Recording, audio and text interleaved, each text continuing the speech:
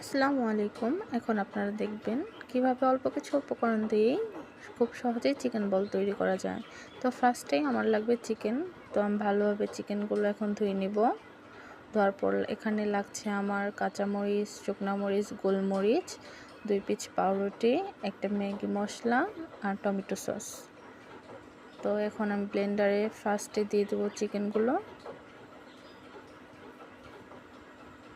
তারপর শুকনো মরিচ কুচি, কাঁচামরিচ কুচি, গোলমরিচ গুঁড়ো, ছোট ছোট পিস করে পাউরুটি দিয়ে দিব, ম্যাগি মশলা দিয়ে দিব আর একটুখানি সস। ব্লেন্ডারের ঢাকনাটি লাগিয়ে এখন আমি ভালোভাবে ব্লেন্ড করে নেব। তো দেখেন আমার ব্লেন্ড করা শেষ।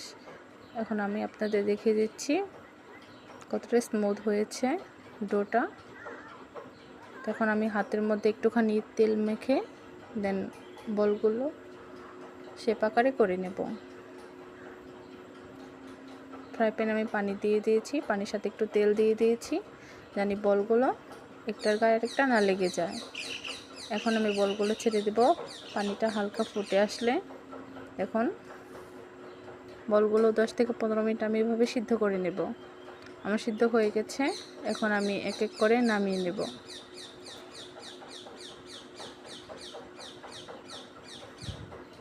নামানোর পর আমি দেখিয়ে দিচ্ছি বলগুলো কতটা সফট আর ভিতরে অনেকটা জুসি হয়েছে। আর বলগুলো পারফেক্টলি সিদ্ধ হয়েছে। এখন একটা ফ্রাই প্যান বসিয়ে নেব। চুলার আঁচটা মিডিয়ামে রেখে দিব। ফ্রাই প্যানটা গরম হয়ে আসলে তেল দিয়ে দিব। তেলটা গরম হয়ে আসলে বলগুলো আমি ছেড়ে দেব।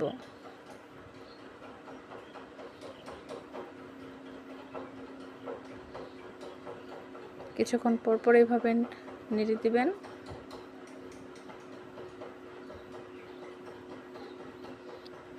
দেখুন বলগুলো আমার হালকা ব্রাউন কালার করে আমি ভেজে নিয়েছি, সাথে টমেটো সস। আপনারা চাইলে মিয়োনিজের সাথেও এটা পরিবেশন করতে পারবেন।